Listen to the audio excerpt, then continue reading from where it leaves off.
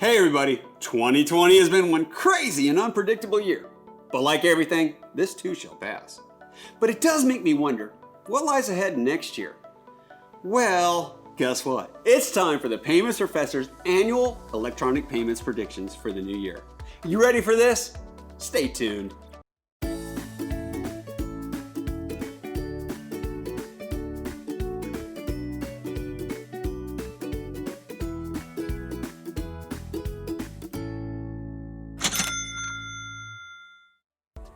So what lies ahead in the new year?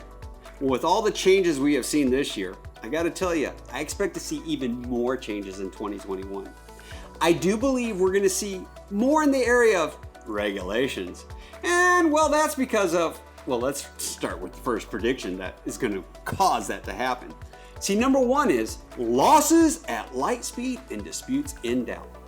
As we adopt more and more faster, cashless, contactless payment methods and systems, I expect to see an initial rise in fraud claims.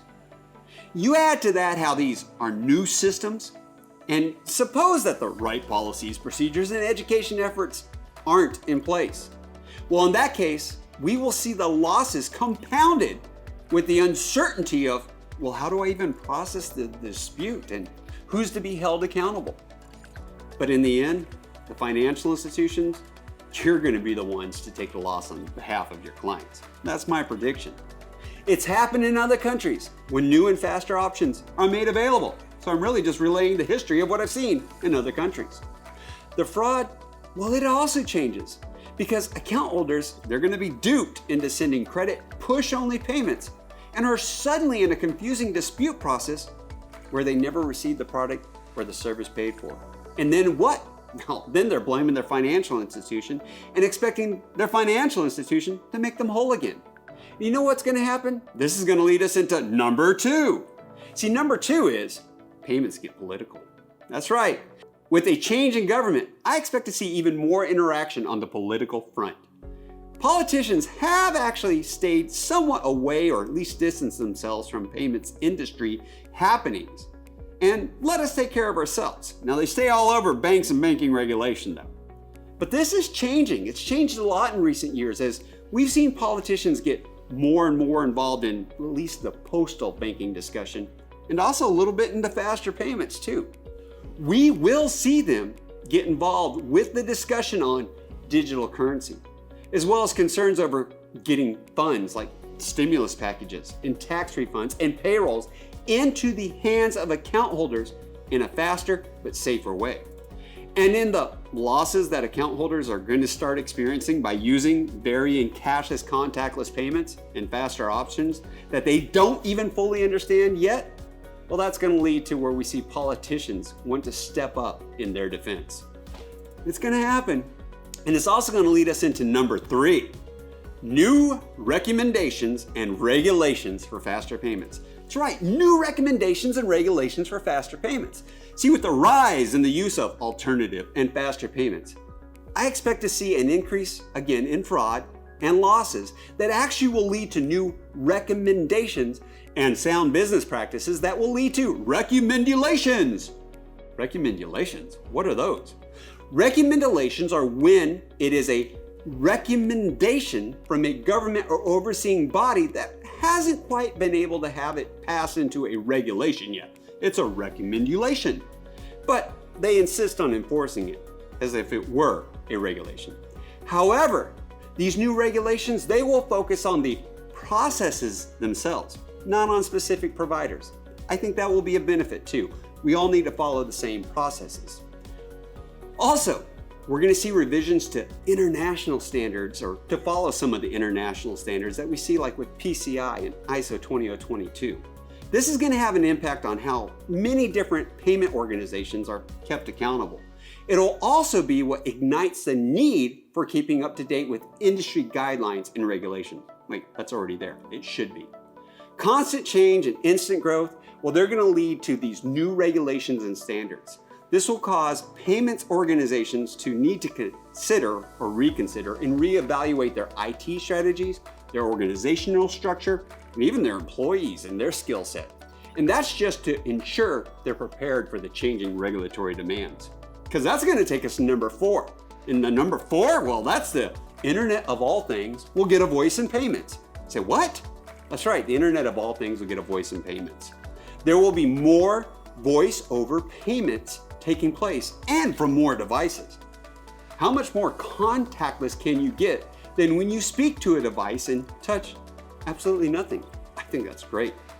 There has been a lot of discussion and work within groups like with Nacha. They have a conversational payments group, and they're working on how the authorizations for these types of payments must happen for ACH payments. There's even some requests for comments and some initiatives by Nacha. They're very aggressive and progressive in this. Got to give them some kudos.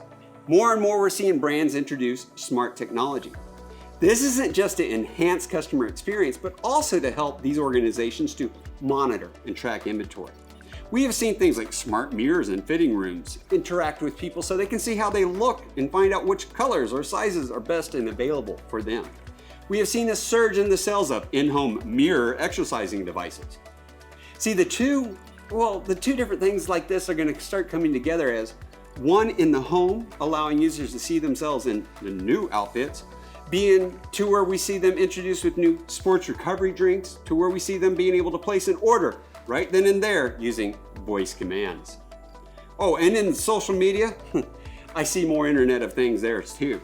Devices, they're just going to be introduced more and more, and we will see more payments avenues actually coming available.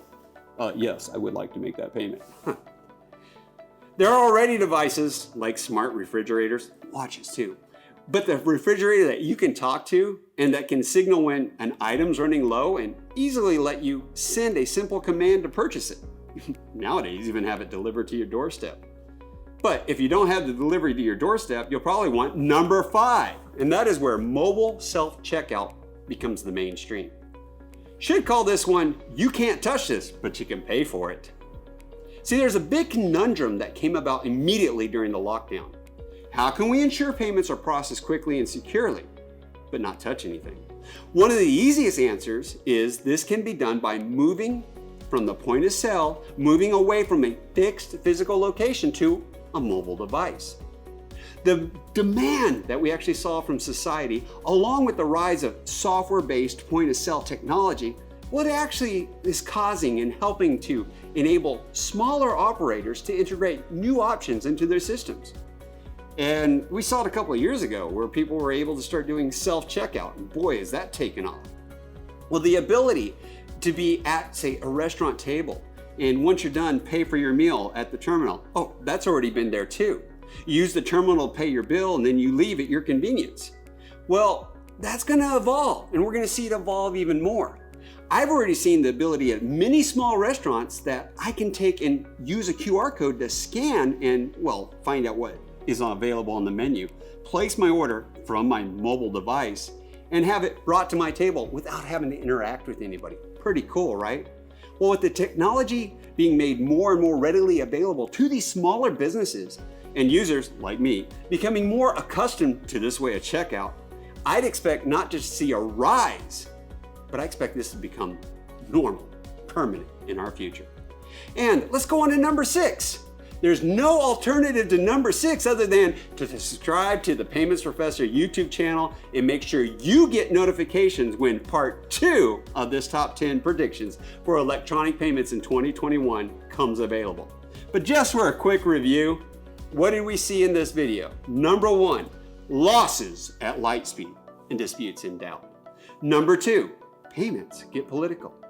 Number 3, recommendations and regulations for faster payments. Number 4, the Internet of all things gets a voice over payments. And number 5, mobile self-checkout becomes mainstream. If you missed anything, or maybe if you agree or disagree and want to voice your opinion, well, feel free to leave all the comments you want, or you can email me directly, kevin@paymentsprofessor.com. Now there is still more to come in part 2, but for now, class dismissed.